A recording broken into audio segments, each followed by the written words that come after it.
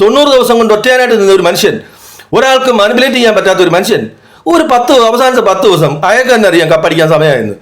ഒരു പെണ്ണിന്റെ മുമ്പിൽ അയ്യോ എന്ന് പറഞ്ഞുകൊണ്ട് പത്തി മടക്കി നിൽക്കുമെന്ന് നിങ്ങൾക്ക് ആർക്കെങ്കിലും തോന്നുന്നുണ്ടോ? അങ്ങനെ തോന്നുന്നുണ്ടെങ്കിൽ, അങ്ങനെ തോന്നുന്നവന്മാരാണ് ശരിക്കും മണ്ടന്മാർ. ഇതിൽ 2 ഓപ്ഷനാണ് ഞാൻ പറഞ്ഞത്. ഒന്നാമത്തെ ഓപ്ഷൻ, അതായത് അവസാന സമയങ്ങളിൽ മറ്റ് കണ്ടന്റുകളൊന്നും ഇനി വേണ്ട.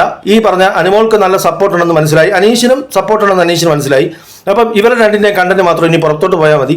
ആ ഒരു രീതിയിലൊരു കളി. രണ്ടാമത്തെ ഓപ്ഷൻ ഞാൻ പറയുന്നത്, ഈ പറഞ്ഞ അനുമോളും ആദില നൂറമാരും ഒന്നിക്കണമെന്ന് അനീഷ് കുറേ പ്രാവശ്യം പറഞ്ഞു, കുറേ ദിവസങ്ങളായിട്ട് പറയുന്നു. അവരാരും മൈൻഡ് ചെയ്യുന്നില്ല. അപ്പോൾ ഇവർ ഒന്നിക്കാൻ വേണ്ടി അനീഷ് ചെയ്ത ഒരു പ്രാങ്കാണെങ്കിലോ?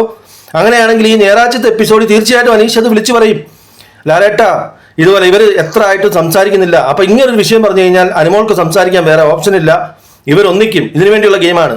ഇനി ആദ്യത്തേതാണ് അനീഷിന്റെ പ്ലാനെങ്കിൽ അനീഷ് ഞായറാഴ്ച ഒന്നും മിണ്ടില്ല. പിന്നെ നിങ്ങൾ ചോദിക്കുന്നു, ഒരു പെണ്ണ് ഇങ്ങനെ ചോദിക്കുമ്പോൾ എന്തിനാണ് ഇറങ്ങിപ്പോയത്?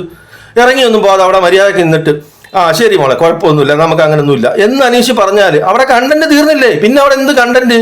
പിന്നെന്തുണ്ടാ? അനീഷ് എണ്ണിച്ച് പോകണം, മൈൻഡ് ചെയ്യരുത്, അത് വലിയ ചർച്ചയാവണം. സോഷ്യൽ മീഡിയ മൊത്തം അതിനെക്കുറിച്ചുള്ള ചുറ്റിപ്പറ്റി അറിയണം. പതുക്കെ കൊണ്ട് അനീഷിന്റെ മൈൻഡ് മാറണം. അപ്പൊ ഈ സമയങ്ങളിലല്ല, ഇനി വരാൻ പോകുന്ന ഒരാഴ്ച ഇവർ രണ്ടുപേരും മാത്രം, പ്രത്യേകിച്ച് അനീഷ്. അനുമോൾക്കും ഗെയിമില്ല, കാരണം അനുമോൾക്ക് ഒന്നും പറയാനില്ല. അനുമോൾക്ക് എങ്ങനെയെങ്കിലും അനീഷ് കൺവിൻസ് ആവണം, സ്നേഹമാവണം. അനീഷിന്റെ മൈൻഡ്, അനീഷിന്റെ ചിന്തകൾ, അനീഷ് എന്താണ് ചിന്തിക്കുന്നത്, അനീഷ് എന്താണ് ചെയ്യുന്നത്, ഇത് മാത്രമാണ് ഇനി അങ്ങോട്ട് വരുന്ന ഗെയിം. ഇതൊക്കെ മനസ്സിലാക്കാൻ കഴിയാത്ത വിഡ്ഢി കൂഷ്മാണ്ഡങ്ങളെ, നിങ്ങളൊക്കെ എവിടുന്ന് വരുന്നത്?